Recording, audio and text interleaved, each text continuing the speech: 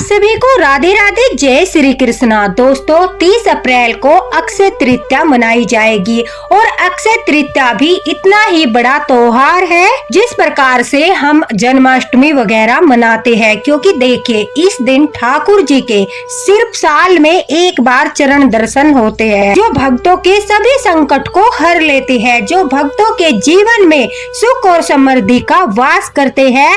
ठाकुर जी के चरणों का आशीर्वाद प्राप्त होता है। साथ ही अगर घर में लड्डू गोपाल जी विराजित होते हैं, अक्षय तृतीया के दिन हम व्रत करते हैं, लड्डू गोपाल की सेवा करते हैं। हमारे श्री बाके बिहारी जी के बाल स्वरूप लड्डू गोपाल की, जिन्हें हम वृंदावन से लेकर आते हैं या फिर हम कहीं से भी ठाकुर जी को लाकर घर में विराजित करते हैं और उनकी सेवा करना शुरू कर देते हैं। अक्षय तृतीया के दिन हम ठाकुर जी को जो उनकी विशेष सेवाएं होती है वो सेवाएं प्रदान करते हैं, तो हमारे लड्डू गोपाल साक्षात आकर हमारी सेवा को स्वीकार भी करते हैं, हमसे प्रसन्न होकर हमें आशीर्वाद भी देते हैं और घर में सुख समृद्धि का वास करते हुए हमारी हर मनोकामना को पूरा करते हैं। इसलिए दोस्तों आज की यह लीला कथा अंत तक अवश्य ही सुनना, इसकी बिल्कुल भी मत करना, क्योंकि आज आपको अक्षय तृतीया पर ठाकुर जी की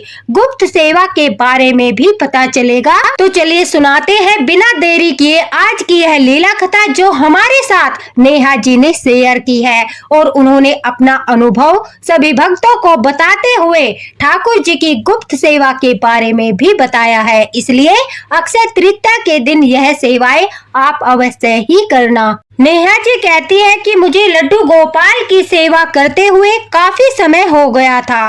पहले तो जब मैंने अपने ससुराल में लड्डू गोपाल जी को विराजित करने की बात की तो मेरे ससुराल में मेरे सासू माँ ने, मेरे देवर ने, सब लोगों ने लड्डू गोपाल को स्थापित करने के लिए मना किया, क्योंकि अगर लड्डू गोपाल को मैं विराजित करती तो फिर मैं ठाकुर जी के लिए सात्विक भोजन बनाती और मैंने पहले ही सब लोगों को बताया था कि अगर घर में मैं ठाकुर जी को विराजित करूंगी तो मुझे प्याज लहसुन त्यागना होगा। इस बात को सुनकर उन्होंने लड्डू गोपाल की सेवा के लिए मना कर दिया था। नेहा जी कहती है कि उस समय मैं बहुत ज्यादा दुखी हो गई थी। फिर मैंने ठाकुर जी से प्रार्थना की और ठाकुर जी ने मेरा मार्गदर्शन किया। उसके पश्चात मैंने ठाकुर जी के लिए भोग वगैरह के लिए अलग से व्यवस्था की और घर वालों को समझाया कि उनके भोजन में, उनके जो है किसी भी काम में किसी प्रकार की कोई दिक्कत नहीं होगी, लेकिन मैं ठाकुर जी की सेवा अवश्य ही करूंगी। और मैंने लड्डू गोपाल को घर में विराजित करके उनकी सेवा करना शुरू कर दिया। अब सेवा करते करते मुझे 3-4 साल हो चुके थे। 3-4 साल के पश्चात भी घर में जो है बहुत सारी आर्थिक समस्याएं थी। मेरे हस्बैंड जिस भी कार्य में कदम रखते थे हमें उसमें कोई भी लाभ नहीं होता था। साथ ही साथ घर में बीमारियां, लड़ाई झगड़े, बहुत सारी ऐसी बातें थी, नकारात्मक ऊर्जाएं थी, जिसके कारण मुझे ऐसा लगता था जैसे कि ठाकुर जी की कृपा हमारे ऊपर नहीं हो रही है। अब नेहा जी कहती है कि कुछ समय के पश्चात वो हंसी का पात्र भी बनी। नेहा जी ने बताया कि उनके सासू माँ और उनके देवर ने एक दिन उनका मजाक बनाया और कहा, तुम इतने सालों से लड्डू गोपाल की सेवा कर रही हो, लेकिन देखो तुम्हारे जीवन में कोई भी परिवर्तन नहीं हुआ। तुम तो कहती थी कि लड्डू गोपाल के मेरे जीवन में आने के पश्चात मेरा जीवन ही बदल जाएगा, ठाकुर जी कृपा करेंगे और हमारे घर की जो स्थितियां है वो भी सुधर जाएगी। तुम इतनी बड़ी बड़ी बातें करती थी कि ठाकुर जी के आने के पश्चात ये हो जाएगा, वो हो जाएगा, लेकिन हमें तो कोई परिवर्तन नजर नहीं आया। तुम जिस परिस्थिति में पहले थी उसी परिस्थिति में आज भी हो। लगता है तुम्हारे लड्डू गोपाल तुम्हारी बात नहीं सुनते। और यह बात कहकर नेहा जी कहती है कि वो ठाका लगाकर दोनों हंसने लगे। मुझे बहुत बुरा लगा, मेरी आंखों में आंसू आ गए और मैं ठाकुर जी के पास जाकर बैठ गई। मैंने कहा, हे लड्डू गोपाल, हे माधव, हे मेरे ठाकुर जी, मेरी सेवा में कौन सी ऐसी कमी रह गई है जिसके कारण आप कृपा नहीं करते? हे ठाकुर जी कृपा कीजिए। क्या मेरी सेवा में कोई भूल हो गई है, कोई चूक हो गई है, या फिर कोई ऐसे गुप्त रहस्य है जिन्हें मैं नहीं जान जानती, जो सेवाएं करने से आप बहुत जल्दी प्रसन्न हो जाते हो और अपने भक्तों की मनोकामना पूरी करते हो। मेरे घर में तो कोई भी पूजा पाठ वाला व्यक्ति नहीं है और न ही मैं किसी ऐसे व्यक्ति को जानती जो मेरा मार्गदर्शन करे।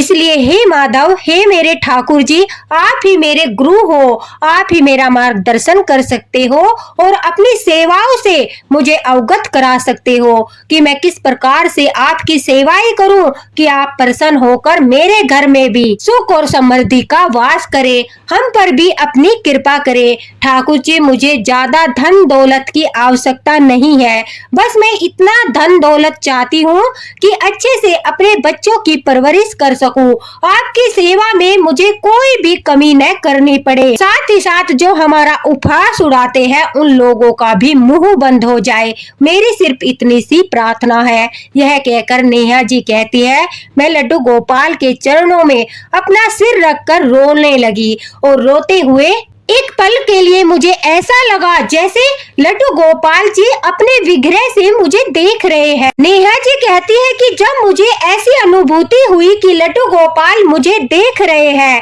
तो मेरा विश्वास उन पर अटूट हो गया और मुझे लगा शायद आज ठाकुर जी की दृष्टि मेरे ऊपर पड़ चुकी है और अवश्य ही कोई न कोई ऐसा मार्ग मिलेगा जिसके कारण से मेरे लड्डू गोपाल प्रसन्न होंगे और प्रसन्न होकर मुझे भी आशीर्वाद देंगे, मेरी सेवा का फल मुझे प्रदान करेंगे। अब नेहा जी कहती है कि मेरा रोज का रूटीन था, मैं सुबह सुबह ठाकुर जी की सेवा करने के पश्चात मंदिर जाकर शिवलिंग पर जल चढ़ाती थी, क्योंकि मैं महादेव जी को भी बहुत मानती हूँ। भोलेनाथ के शिवलिंग पर जल चढ़ाकर घर आकर ही मैं अपना चाय नाश्ता करती थी।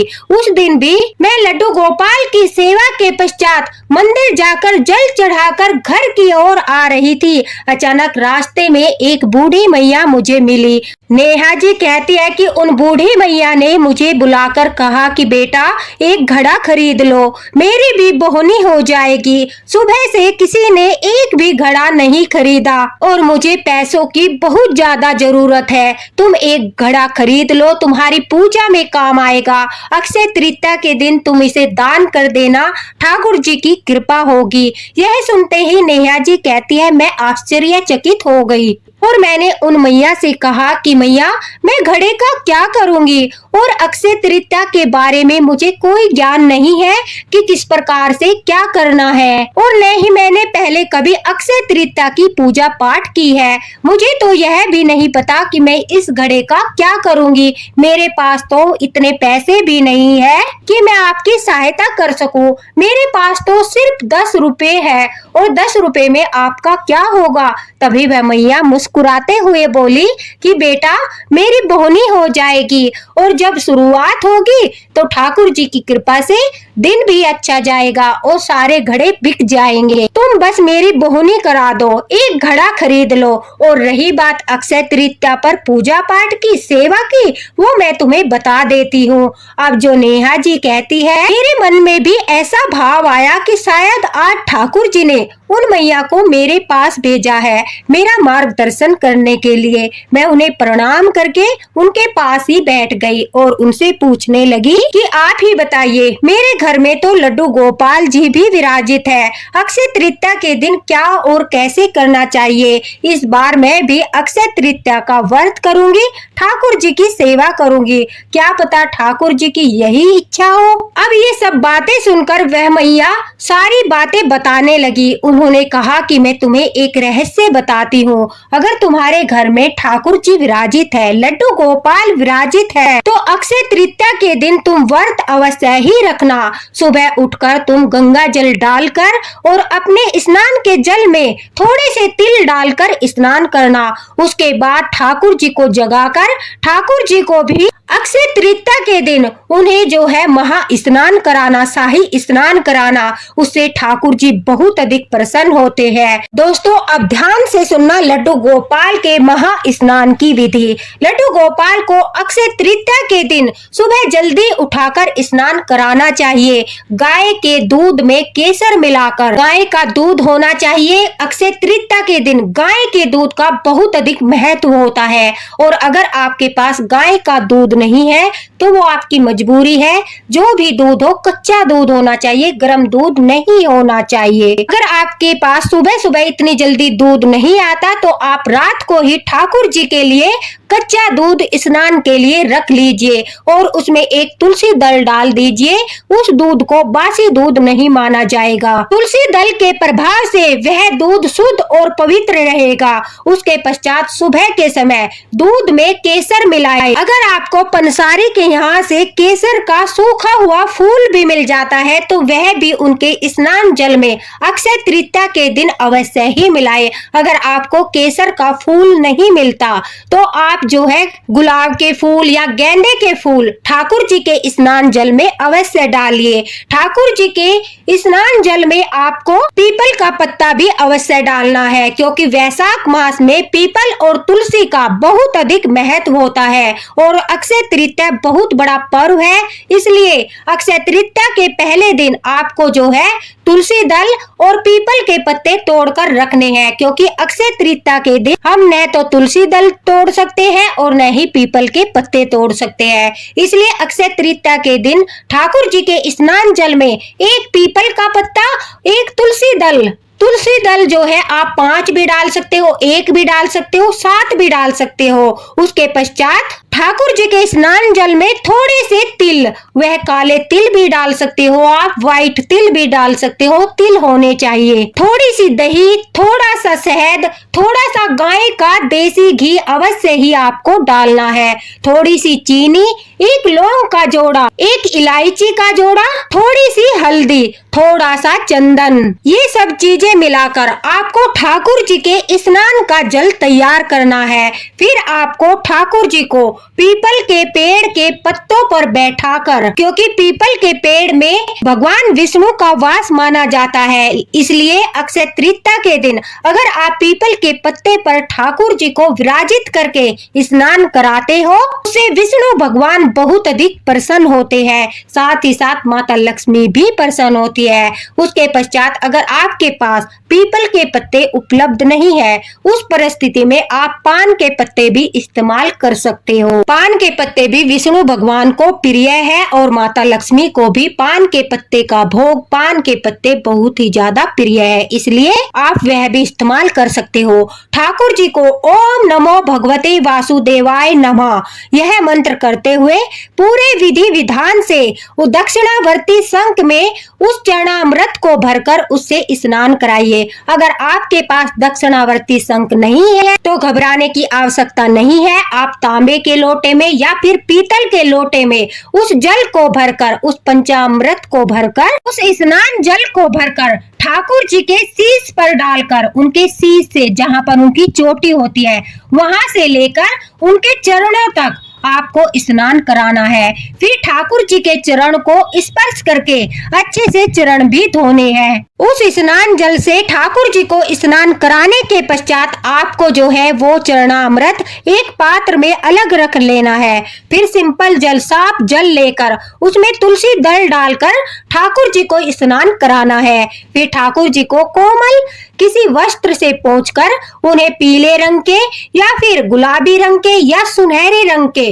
वस्त्र धारण कराने हैं। अगर घर में शालिग्राम जी भी है उनको भी इसी चरणामृत से आपको स्नान कराना है। दोस्तों, उसके पश्चात जो ठाकुर जी का स्नान जल है उसे आप अपने घर में छिड़ककर नकारात्मक ऊर्जा को दूर कर सकते हो। जो भी आपका जल बच जाए उसे आप पौधे में विसर्जित कर सकते हो।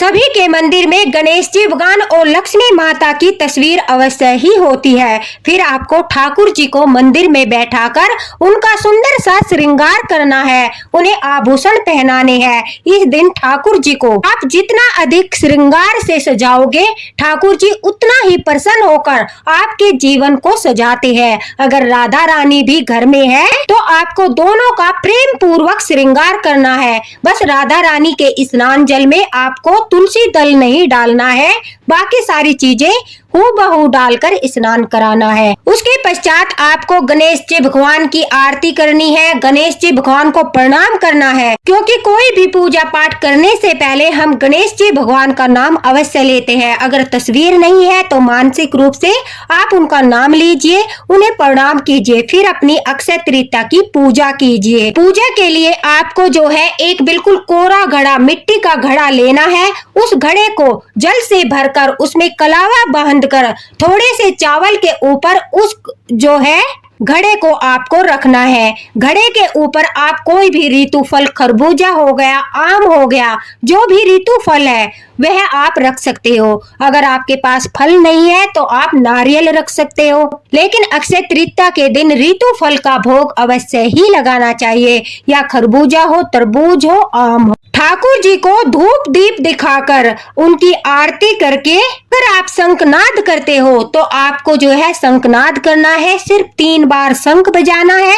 अगर शंखनाद नहीं करते तो 3 बार आपको घंटी बजानी है। दोस्तों, अगर आपकी सामर्थ्य है तो अक्षय तृतीया के दिन सोना या चांदी की चीज खरीद कर आपको ठाकुर जी के पास रखनी है। अगर आपकी सामर्थ्य नहीं है और आपके पास पहले से ही आभूषण है सोने का या चांदी का, उसको गंगा जल से धोकर अक्षय तृतीया के दिन आपको जरूर ही पूजा में रखना है। इससे जो है माता लक्ष्मी बहुत ज्यादा बरकत करती है। जैसे दीपावली पर हम धन और सोना चांदी पूजते हैं, उसी प्रकार से अक्षय तृतीया पर भी आपको अपने आभूषण कोई भी हो, एक आभूषण सोना या चांदी का पूजा में अवश्य ही रखना है। कुछ लोग जो है लड्डू गोपाल को जनेऊ धारण कराते हैं, तो आपको जो है अगर आप जनेऊ पहनाना चाहते हैं तो वो जनेऊ आप जो है वस्त्र पहनाने से पहले कच्चे धागे को हल्दी में पीला करके ठाकुर जी को पहना सकते हैं। और कुछ भक्त है जो वो जनेऊ नहीं पहनाते, तो वो आप पर निर्भर करता है, लेकिन अक्षय तृतीया के दिन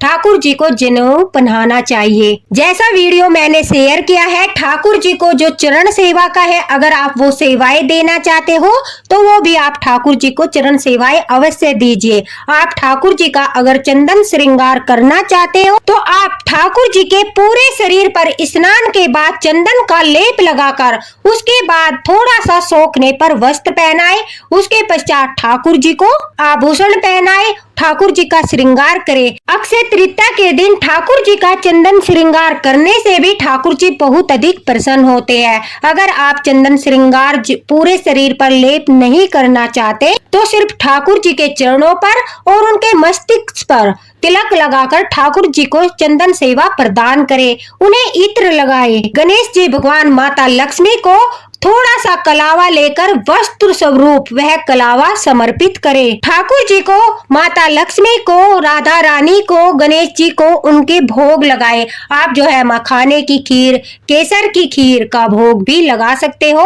उसे ठाकुर जी अक्षय तृतीया के दिन बड़े ही प्रेम से स्वीकार करते हैं। फलों में ऋतु फल का भोग लगाया जाता है। मोतीचूर के लड्डू या पीली मिठाइयों का भोग ठाकुर जी को अक्षय तृतीया के दिन लगाना चाहिए। ठाकुर जी को अक्षय तृतीया के दिन तरह तरह के व्यंजन का भोग लगाया जाता है। पंचा अमृत बनाकर उसका भोग भी अक्षय तृतीया के दिन ठाकुर जी को लगाया जाता है। ठाकुर जी के भोग में तुलसी दल का होना अक्षय तृतीया के दिन बहुत ज्यादा अनिवार्य है। सारी पूजा पाठ करने के पश्चात थोड़े से चावल हाथ में लेकर आप जो है अक्षय तृतीया की कथा सुन सकते हो, पढ़ सकते हो। अगर आप व्रत करना चाहते हो तो पूरा दिन फलाहार करना है। अगर आप व्रत नहीं करना चाहते तो सारी सेवाएं प्रदान करने के पश्चात आप जो है सात्विक भोजन कर सकते हो। अक्षय तृतीया के दिन क्या दान करना चाहिए, यह वीडियो भी मैंने आपसे शेयर किया है। कुछ न कुछ दान अवश्य ही अक्षय तृतीया के दिन अवश्य करना चाहिए। और दोस्तों, अगर आप अखंड दिया जलाना चाहते हो तो आप पूरा दिन रात अखंड दिया भी जला सकते हो। अगले दिन आपको सुबह के समय वो घड़ा उठाना है और दान कर देना है। ठाकुर जी के सामने से प्रसाद लेकर आपको अपने व्रत को पूर्ण करना है। अगर आप जो है व्रत अगले दिन तक नहीं रख पाते तो दोस्तों आप शाम को चंद्रमा को अर्घ देकर भी अपने व्रत को पूर्ण कर सकते हो, लेकिन अक्षय तृतीया का व्रत जो है अगले दिन ही खोलना चाहिए। यह सारी सेवाएं आप सुबह के समय भी पूजा कर सकते हो, आप शाम के समय भी यह सारी पूजा कर सकते हो। लेकिन अगर आपको शाम तक ही व्रत रखना है तो यह सारी पूजा आपको सुबह करनी होगी। अगर आप अगले दिन तक व्रत रखना चाहते हो तो आपको शाम के समय 4 बजे के बाद यह पूजा कर सकते हो। लेकिन ठाकुर जी को स्नान, आभूषण, वस्त्र और भोग ये सब सेवाएं और चंदन सेवा ये आपको सुबह को ही देनी है, लेकिन ठा वगैरह आप शाम के समय कर सकते हो।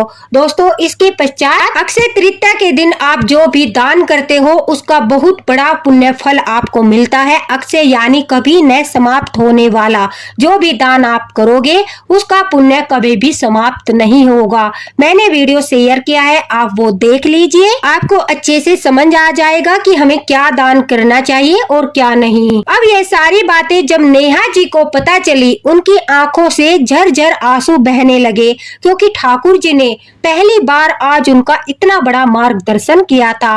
वो बहुत प्रसन्न थी, उन्होंने उन मैया के चरण स्पर्श किए। हालांकि वो घड़े बेचने वाली मैया थी, लेकिन उन्हें लगा, मन में भाव आया कि साक्षात लक्ष्मी माता अपने मुख से ठाकुर जी की सेवाएं बता रही है। भगवान विष्णु के बाल स्वरूप की सेवा करके हम क्या फल प्राप्त कर सकते हैं, उसका सारा गुणगान, सारा व्याख्यान माता लक्ष्मी स्वयं अपने मुख से बता रही है। ऐसा भाव उनके मुख से आया और वह कहती है कि सचमुच ठाकुर जी की कृपा से ही वो मैया सुबह सुबह के समय उन्हें मिली, क्योंकि वह बहुत परेशान थी और अपने लड्डू गोपाल से प्रार्थना कर रही थी। और जब लड्डू गोपाल अपने भक्तों पर दया करते हैं तो वो इसी प्रकार से किसी न किसी माध्यम से उनके पापों का अंत करके उनका मार्गदर्शन करते हैं। फिर होती है ठाकुर जी की कृपा।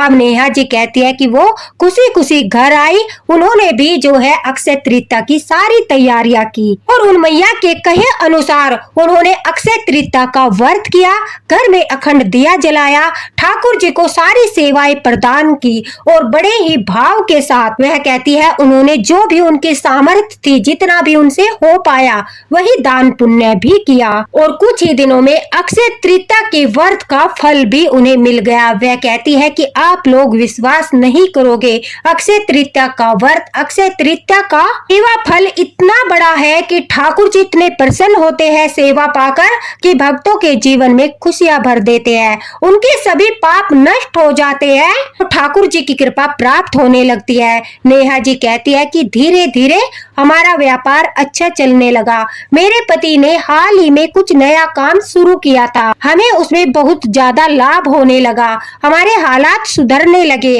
अब मेरी सासू माँ, मेरे देवर, जिनका मुंह हर वक्त मुझे कोसने के लिए और मेरे ऊपर हंसने के लिए ही खुलता था, वो भी यह सब देखकर आश्चर्यचकित थे कि हम अपने जीवन में इतनी जल्दी से कैसे तरक्की कर रहे हैं। न जाने कितने जन्मों के बाद, कितने पुण्य के बाद हमें ठाकुर जी की सेवा मिलती है दोस्तों। तो इस मौके को मत जाने दो, ठाकुर जी ने स्वयं तुम्हें मौका दिया है अपनी सेवा कराने का। और यह जैसे जन्माष्टमी, अक्षय तृतीया, एकादशी, पूर्णिमा, अमावस्या, बड़े बड़े त्योहार होते हैं हमारे ठाकुर जी के। कार्तिक स्नान, बैसाख स्नान, बहुत सारे ऐसे अवसर आते हैं जिन पर हम अपने ठाकुर जी को प्रसन्न करके उनका आशीर्वाद प्राप्त कर सकते हैं। हमने न जाने अनजाने में कितने पाप किए हैं, हमारे सभी पापों का अंत ठाकुर जी की सेवा से ही संभव है। हरि नाम लीजिए, हरि भजन कीजिए, नाम जाप कीजिए, ठाकुर जी की सारी रहस्यमयी सेवाएं कीजिए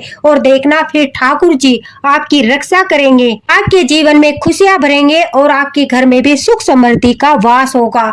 इसी तरह की वीडियो पाने के लिए हमारे साथ बने रहिए। हमारे वीडियो को ज्यादा से ज्यादा शेयर कीजिए ताकि लड्डू गोपाल की भक्ति हर घर में फैले, हर घर में ठाकुर जी का आशीर्वाद प्राप्त हो। दोस्तों अगर अक्षय तृतीया को लेकर आप कुछ भी पूछना चाहते हो, कमेंट बॉक्स में पूछ सकते हो, आपको तुरंत रिप्लाई मिलेगा। और कृपा करके हमारे साथ बने रहना ताकि हम ठाकुर जी की भक्ति को ऐसे ही फैला सके, आपको उनकी गुप्त सेवाओं से अवगत करा सके। इसी के साथ राधे राधे, हरे कृष्ण।